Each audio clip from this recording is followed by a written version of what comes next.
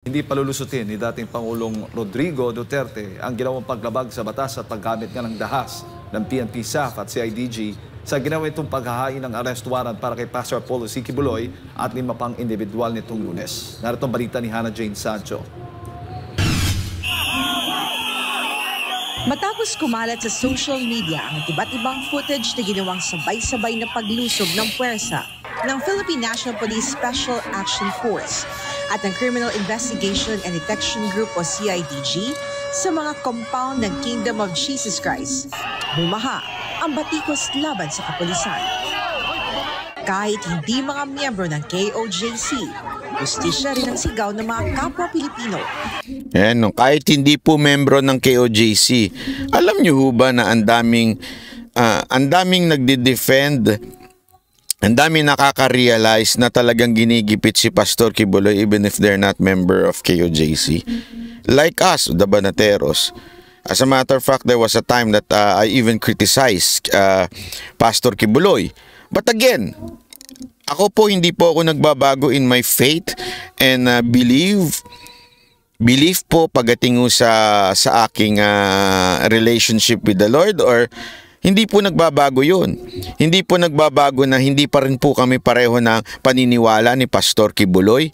But, okay, ngunit datapwat subalit, ito hindi ho usapin ng relihiyon o paniniwala. Ito'y usapin ho ng legal, batas, ika nga. Hindi mo kailangan sumanib sa KOJC para makita yung pagkakamaling ginawa ng mga kapulisan dito. Tama, mali. Dito pa lang kitang-kita mo na eh. Sabi ko nga sa inyo, unless there is a probable cause na para mo masabing etong mga taga KOJC ay mga likas na mga bayolente, wala po. Wala ho kayo makikita sa kasaysayan na likas na bayolente ho ang KOJC. Meron ho ba kayo? Hindi ho sa pagmamaano pero hindi ko ito sinasabi para siraan yung ibang relihiyon pero may mga ganong paniniwala di ba? May mga ganong relihiyon na parte ng kanilang paniniwala ang pakikipaglaban at gera. Di ba ho? May mga ganon. I respect that. It's their belief. It's their paniniwala. Pero ho ito, wala ho silang ganong klaseng paniniwala na pag ikaw ay inaway, balikan mo. Wala ho silang ganon. Naintindihan ho natin, napakalinaw ho na maunawaan po natin yan. Wala hong katuruan sa KOJC na pag pinato ka ng bato, batuhin mo din ng bato o di kaya batuhin mo ng labanan mo. Walang eye for an eye. Walang ganun. Sa kanila nga po, talagang gawan mo ng kabutihan. And personally, okay? Personally, I have experienced that. Diba? Ako po, bumato. As a matter of fact, first encounter ko, ito sasabihin ko na ito First encounter ko sa SMNI was with MJ Mondihar. Pumunta ako sa Maisog sa Davao. I was there, not part of Maisog, not part of SMNI. I was there because of PRRD. Now, nakita kami nakita ko yung SMNI doon. Binati ako ni MJ. Ikaw, binabanata mo kami sabi niya sa akin. Ito, nakwento ko na to Tapos sabi ko sa kanya, di naman banat yung pitik lang. Hindi pa pitik yun, bugbog yun Oo, totoo, sinabi niya, bugbog yun, di naman pitik yun So alam ko na kaagad na there is nakarating sa kanila. Kasi si MJ, matagal ng host yan, matagal ng parte ng kanilang news team yan. Sigurado ako napagkakwentuhan nila si Banat Bay. Di ba? Pero they still invited me to yung unang event na to meet with Pastor Quiboloy. Kaya nga, di ba, sinabi ko sa inyo, unang birada sa akin ni Pastor Quiboloy. Banat Bay, pinanunod kita, binabanatan mo ako I like that. Oh. And yet, pinakain. Sabi ko nga, itong taon to doesn't have to preach. He doesn't have to preach to me his religion. Pero nakuha niya yung aking sentimento dahil nga sa hindi siya nagsalita. Alam mo, bibihira ang ganyan, ha? Di ba? Bibihira po ang ganyang klaseng tao na ginawa mo nung binanatan mo, mabait pa ang approach sa'yo. Yung iba, naku, daming...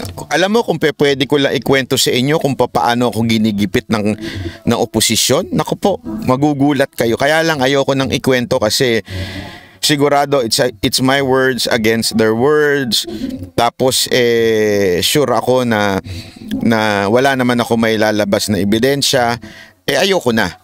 Pero alam nyo, every day of my life, maraming lumalapit, marami hong gumagawa ng hakbang para po ako ay gipitin at huwag magsalita.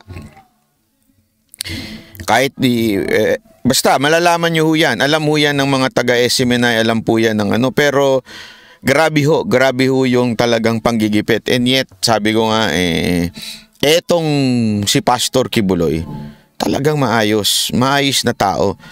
Ibig sabihin, again I'm not saying na-convert ako sa KOJC. That's not my point here. And I am not saying magpa-convert kayo sa KOJC. Hindi rin yan ang sinasabi ko. Ang sinasabi ko lang mga kababayan ay simple lang. Si Pastor Kibuloy at ang kanyang samahan, hindi po mga bayolenteng tao yan. Yan po ay isang halimbawa ng tunay ng pagmamahal na may pagmamahal sa bayan. May pagmamahal. Kaya nga, etong sinabi ni Pangulong Duterte demonizing Pastor Kibuloy yan ang pinaka-perfect word pala, isa lang, o adjective na ginagawa ng gobyernong ito against KOJC and Pastor Kibuloy. Dinidemonize talaga nila. Na parang ang dating ang samantao, mapang-abuso, di ba? Sa lantarang paglabag sa karapatang pantao ng mga otoridad. Sa kanyang pinakabagong pahayag, araw ng Huwebes, Hunyo 13, sinabi ni dating Pangulong Rodrigo Duterte na para sa mga miyembro ng KOJC at lahat na nagtataguyod ng batas, ang araw na Hunyo 10, 2024 ay maituturing na araw ng labis na kasamaan. Aniya, ang mga armadong batalyon ng PNP-SAF at ng CIDG ay nagsagawa ng paglusob sa iba't ibang compound ng simbahan sa Barangay Buhangin at Tamayong, Davao City, sa Glory Mountain, Q-Sands Baptismal Resort, Samal Island at sa Kitbuk Compound sa Malungon, Sarangani Province na halatang sabayang ginawa ang pagbibigay ng warrant of arrest laban kay Pastor Apollo C. Kibuloy. Maliban anya sa over-publicized arrest warrants, ang mga otoridad na lumusob ay hindi nagpakita ng anumang search warrant sa lahat ng ari-arian ng simbahan na sinalakay ng mga otoridad. Ito ay isang malinaw na paglabag sa batas, isang overkill o pagmamalabis. Kaya naman ayon sa dating Pangulo, ang kilos na ito ay... Feeling ko may problema ang PNP. Yung mga nag-serve doon, hindi ata nila alam ang ibig sabihin ng search warrant tsaka arrest warrant. Hindi siguro nila ma-differentiate yun. Kasi ganun yung mga tanso Ganun yung mga ensimada vlogger They cannot differentiate between arrest warrant and search warrant. Search warrant, you are authorized to get inside doon sa nakaspecific doon sa batas kung ano yung search mong lugar. May karapatan ka at pag hinarang ka, anuhin mo. Okay? Yung arrest warrant, nakapertain yun sa tao. Ibig sabihin, pag nandun yung tao, aarestuhin mo yung tao. Ibibigay mo, inaaresto kita dahil dito sa dokumentong na arrest warrant, yan na ganito. Now, the only way that you can get inside, pag nag-resist yung inaaresto mo o yung mga tao na nakaibigan o kung sino man o katulad nito congregation, kunwari si Pastor Kibuloy, eto, isuserve na namin, biglang hinarang sila ng mga ministro. Yun, pwede ka nang medyo magbigay ng sapat na puwersa para maaresto mo yung tao. Actually, pwede mo nga silang kasuhan dahil obstruction of justice yun. Pero yung hindi ka sigurado kung nandun sa loob, paano na natin ma-establish na hindi ka sigurado na naandun sa loob? Kasi 4 yung pinuntahan mo. So kung sigurado ka na naandun sa loob yun, bakit 4 yung pinuntahan mo? Yun ang pinupunto dito nung abogado ni Pastor Kibuloy. Kasi kung yun yung ibig sabihin ng arrest warrant. Kaya nga alam nyo mga kababayan, apakagandang laging pinag-uusapan to para maunawaan natin. Kasi this can be abused by law enforcer. Kasi baka mamaya biglang pumunta sa bahay nyo, sasabihin sa inyo, may hinahanap kami na si Juan de la Cruz. Hinahanap namin at merong nagkwento sa amin na naandyan daw sa bahay nyo, kaibigan nyo si Juan de la Cruz, nasa bahay nyo, kaya papasukin namin ang bahay nyo. Alam mo, kahit saan mong daling korte, talo yun. Wala kang karapatang pumasok sa isang pribado kahit pa ikaw ay isang pulis. Wala kang karapatang pumasok sa isang lugar nang hindi nagpapaalam doon sa may-ari. Kaya ang pumapalag dito si Pangulong Duterte dahil si Pangulong Duterte administrator ng lahat ng property ni Pastor Kibuloy. Ibig sabihin, dapat sa kanya nag-i-inform. Mr. Duterte, may warrant kami. At meron kaming probable cause na sa tingin namin na andyan sa loob ng kingdom si Pastor Kibuloy, kaya ihain namin at kukunin namin, dadakpin namin siya. Dapat ganun ang proseso. Bakit ang tanga-tanga naman ng iba? Hindi, di ba ho? Bakit ang daming tanga ho sa mundo na to? Kaya nga doon sa mga ensimada vlogger na nagsasabi na bakit nyo kasi pinipigilan yung pag-aresto? Gunggong pala kayo kung sa inyo kaya dalin sa bahay nyo yan, halimbawa lang, di ba, may daladalang arrest warrant at sabihin pumunta sa bahay nyo. May balita kami, nandyan sa loob nun si Juan de la Cruz. Siya yung bungal na adik. Di ba? Sasabihin, aarestoy namin dyan sa loob ng bahay nyo. Dire-diretso lang kami. Payag ba kayo? Hindi pa pwede yun. Hindi pa pwede yun. Maging maalam tayo sa batas, wag ho tayong parang mga tanso. Kapapanood nyo kasi yan ng mga ensimada vlogger tsaka kay Mike Abe. Kaya pumupuro lang utak nyo Hindi maaring palampasin. Bagamat ikinalungkot ni Duterte na panagutin sa batas ang mga sangkot na otoridad. Sabi nitong isa, wow! Talagang may wow, Mike Abe ka. Banat ba, papasukin nyo na kasi, pinapasok, di ba nakita? Tanga ka ba? Tanga ka ba? Pumasok naman di ba nakita? Nung pinakita na yung warrant, pinapasok naman Kaya sila hindi pinapasok nung umaga, nung alas 3 na, hindi mo nakita mga umaga alas 6, pinapasok na sila. Kasi dala-dala na nila yung warrant. Nung una, pumapasok silang walang dalang warrant. Ikaw kaya, puntahan ka ng pulis, lusubin yung bahay mo. Tapos, walang dala-dalang kahit na anong papel. Sasabihin lang nila, may hinahanap kami. Payag ka? Payag ka. Sabihin mo kung payag ka kasi pupunta ako sa bahay mo. Tapos kunwari may hahanapin ako. Di ba? Yan ang hirap sa atin. Tama ba, Master Judea? Tsaka si Spencer. Si Spencer, di ba? Binabati ko kayo, ha? Dahil na rin sa malaking suporta nito sa kapulisan at sa datahang lakas ng Pilipinas, dapat niya itong gawin bilang administrator ng mga ari-arian ng simbahan. Kaya naman iniutos na ni Duterte na maliban sa paghahanda ng mga affidavit ng mga lahat ng mga miyembrong nasaktan at natroma sa masaklap na insidente, inuutos na rin anya ang pag-imbentaryo ng mga ari-arian ng simbahan na nasira. Nagpaalala din si Duterte na hindi lamang sa simbahan, rin sa mga opisyal ng batas na magsagawa ng naaangkop na aksyon dahil ang nasabing paglabag ay naipakita sa social media sa buong mundo at nagpakita ng maling mensahe na ang bansang ito ay naging isang police state o estado na kontrolado ng pulisya na walang respeto sa batas at mga institusyong panrelihiyon. Binigyan din naman ng dating Pangulo na bagamat nagawa na ang pinsala, naroon ang pagkakataon na itama ang mga pagkakamali na dulot ng pagyurak sa mga batayang karapatan sa pagsasagawa ng iligal na paglusob sa pamamagitan ng pagbibigay ng mga lunas at legal na remedyo na ayon sa batas. Binanatan din ni Duterte ang kasalukuyang administrasyon. Anya, ang masaklap na obsession o pagkahumaling ng administrasyong ito na Grabe. Si Miss Hana, pagkahumaling. Obsession. Obsessed daw ang gobyernong ito. Sino kaya ang obsessed sa kanila? Ang Pangulo? Si Tamba? Si Secretary Abalos? O si Secretary... Nandiyan pa ba yun? Si Secretary Remulla? Parang di ko na kasi nakikita eh.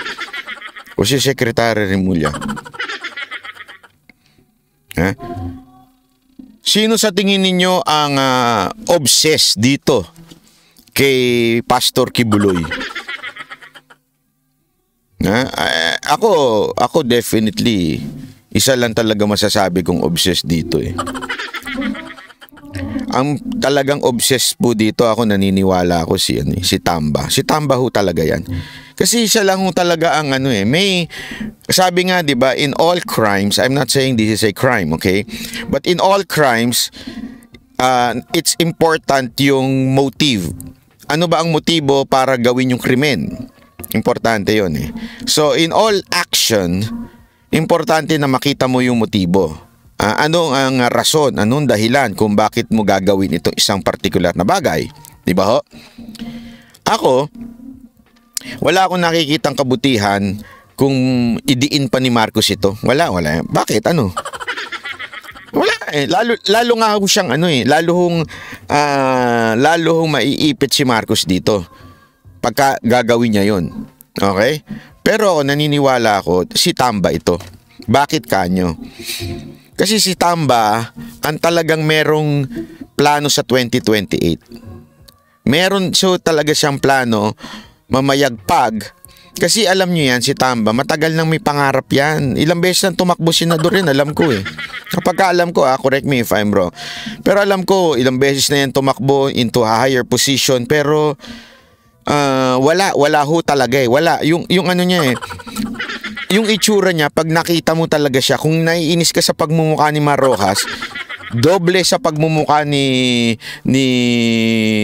Tamba. Si Tamba ho talaga pag tiningnan mo, hindi mo talaga malulunok eh. Alam mo yun, pagka si Tamba talaga, pinanood mo, talagang ito ang simbolo ng buhayang politiko. Ito ang simbolo ng matakaw na politiko. Hindi dahil sa mataba, hindi yon, hindi. Matakaw. Matakaw sa kapangyarihan. Marami di ba?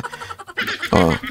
Ito talaga ang simbolo ho ng taong medyo masasabi mong we are living in a traditional politician era, di ba? Yan siya ho yun eh. At siya ho ang may pasimuno nung kay BP Sara Duterte, nung kay Gloria, siya ho talagang lahat ng pasimuno. Lahat ng black propaganda against Vice President, siya ho. And at the same time, he knows, eto alam niya na si Pastor Kibuloy, pag tumulong during the campaign, todo bigay. Diba? Todo talaga eh. So, isipin nyo to ha. Nung panahon ni Pangulong Duterte, prank kasi Pangulong Duterte. Kung hindi dito kay Pastor Kibuloy, hindi naman ako helicopter, eroplano, siya ho lahat eh. Alam mo, ito may aaminin ako sa inyo. Nung I think it was the last rally sa Luneta. Nagtaka ako. Medyo tumaas ang kilay ko nun. As in yung gumaganon-ganon. Dali, pakita natin yung kilay. Ganyan. Tumaas ang kilay ko. Kasi, yun yung huling rally. Ewan ko kasama niya si Pastor Kibuloy. Tapos, sobrang nagpasalamat siya. And, syempre, medyo sabi ko, alam mo naman si Banat Bay, di ba? Medyo, minsan, judgmental din. Sabi ko, ano na naman yan? Siguro. Kasi may kilala ako dyan na basta. Alam nyo si Pastor Kibuloy? Tumulong lang. Imagine niyo, after that, nakita nyo ba siya na pwesto ni appoint? If there is one person na pwedeng humingi kay Pangulong Duterte ng appointment, si Pastor Kibuloy yun. Di ba? Pero wala eh. Siguro, meron man. In-appoint siyang appointed son of God. Hindi ho si Pangulong Duterte nag-appoint sa kanya nun. Di ba po? Ibig sabihin, wala hong motibo si Pastor Kibuloy nun kung hindi tumulong lang. At paulit-ulit na sinabi ni Pangulong Duterte na tumulong ito, tao na ito. Tama, mali? At malaking bagay yun. Maniwala kayo sa hindi, sa campaign, malaking bagay ang eroplano, malaking bagay ang helicopter, kasi mas marami kang maiikot. Mas marami kang mapupuntahan at menos gastos na ho yun. And sa dami rin ho ng supporter ni KOJC, malaking bagay ho yun. Kaya ako, feeling ko, isa ho ito sa mga masasabi nating dahilan kung bakit ginigipit po si Pastor Kibuloy, dahil nga ho, alam nilang makakatulong ito kay BP Sara Duterte. Kaya maniwala ho kayo sa hindi. Ako sa tingin ko talagang si Tamba ho ito. By the way yung nagdi-discuss ho tayo kay Pangulong Duterte at kay Pastor Kibuloy. Yung humihirit na naman ng kung ano-anong topic dyan. Di na ako magpapangalan pero lagi niyong ginagawa ito. Kayo na lang ang mag-vlog. Sige na, kayo na lang. Kayo na lang ang mag-vlog. Darating din kasi tayo doon, hindi kayo marunong mag-antay. Lagi kayong ganyan, ha? Hindi ko maintindihan. Pagka merong nagdi-discuss yung tao, biglang pwede, ano masasabi mo dito? Try nyo gawin sa jowa nyo yan. Hindi, try nyo lang. Halimbawa, bigla nag-uusap kayo ng jowa mo, nagdadrama siya. Baby, gusto ko ng punta naman tayo dito. Bigla kang hihirit. Oy, ang ganda ng kanta ng Bini. Ang ganda ng ngayon, ha? Siguradong titignan ka ng masama nun, eh. Tangin naman, nagdadrama ako dito. Bigla kang kung ano-anong topic mo. Pwede. Maaari po ba? Maaari. Ako, nagsasabi lang naman ako. Hindi po ako nambabara ng followers, ha? Ang sinasabi ko lang, let's learn how to wait, ha? Why? Because waiting is a virtue.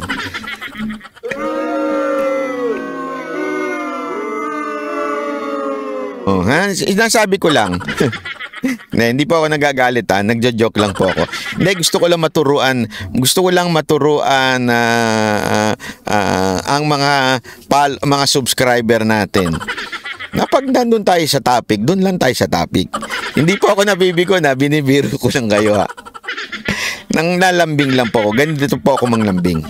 Darating tayo sa lahat ng bagay. Easy lang. Alam mo nga, minsan nga gusto ko na lang mag-vlog ng ganito, eh. Banat Bay Live, Q&A. Sige, gusto nyo lahat ng topic na gusto ninyo, sabihin nyo na lang. Kasi anyway, pag nagbigay naman ako ng topic, lahat naman ano masasabi mo dito? Masama si Pastor Apollo Kibuloy kahit hindi pa siya nahahatulan ng korte, ay isang malinaw na maniobra upang ilihis sa atensyon mula sa totoo at lumalalang krisis sa bansa na dulot ng korupsyon, kawalan ng kakayahan at pang-aabuso ng kapangyarihan. Mabigat man daw sa kanyang puso, kailangan niyang umaksyon laban sa mga responsable para sa sabayan at iligal na raid. Ang batas niya ay dapat na ipatupad. Sa huli sinabi ni Duterte na ang nangyayari ay dapat na magsilbing babala at aral sa lahat ng sumusunod at nagpapatupad ng iligal at labag sa batas ng mga utos dahil mayroong malubhang kahihinatnan ang bulag na pagsusunod. Para sa Diyos at Pilipinas Nako, sinabihan niya ang PNP ng bulag na pagsusunod. Mahirap yan, PNP. Nangyari na yan nung panahon ni Ferdinand Marcos Sr. Alam nyo, ito, makinig kayo PNP maging aral na ho sa inyo ito.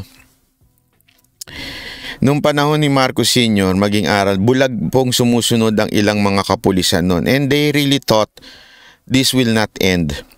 The regime of Marcos before, they thought it will not end. And you saw what happened, di ba? You learn from history na ganun ang mundo. Hindi nga, sabi nga, di ba? Kaya nga perfect talaga yung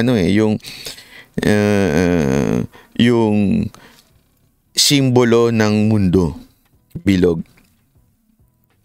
Ibig sabihin ng bilog, umiikot yan. Rumorolo yan. Hindi nyo ito bakit hindi nyo naisip na, ba't di na lang ginawa ng Diyos na flat ang mundo? Hindi, ako nagtatanong lang naman ako. Bakit? If God can make a round earth, why cannot He make a flat earth? Hindi, ako nagtatanong lang, dahil ba sa hindi niya kaya? Diyos siya, kaya niyang gawin ang gusto niyang gawin. Kung gusto niyang gawing flat, kaya niyang gawing flat yun. Okay, bakit bilog? Kasi nga, para ho kasi makita ng tao, umiikot ang mundo. Para nagbabagong mundo, hindi lagi nasa ibabaw ka. Hindi lagi ikaw ay namamayagpag. Kaya dapat marunong kang magpakumbaba o marunong kang tumimbang ng mga bagay-bagay. Isa na nga ho dito etong sa politika marami na mayagpag nun. Isipin nyo Marcos, bumagsak. Aquino, akala nila, kanila na lahat ang mundo na to. Forever na sila. Bakit kanyo? Si Cory. Tapos si Ramos. Tandaan nyo, anointed si Ramos ang inanoint ni Cory. And eventually, yung anak. So, all along, akala ng mga dilaw at pink, kanila na ang taong bayan.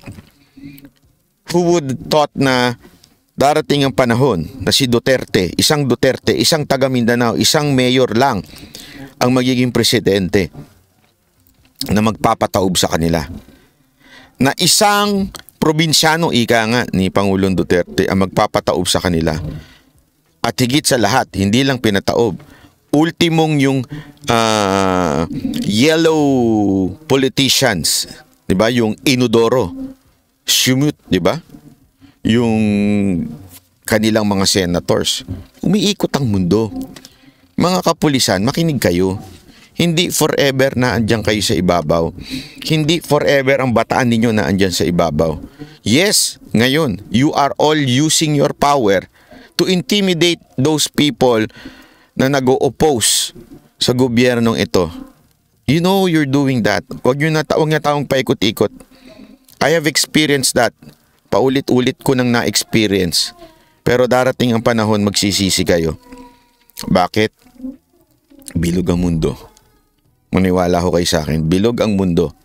So sana, ngayon pa lang, ang akin sa akin po, pati kay Pangulong Duterte, it's not you favor us, you favor KOJC, you favor Pastor Kibuloy. No. Ang dyan is to apply lamang po yung nararapat na kaukulang puwersa, ika nga. Huwag tayong maging abusado. Sundin lang natin yung batas. Huwag tayong lumalagpas doon porket nautusan lang tayo. Huwag ganon.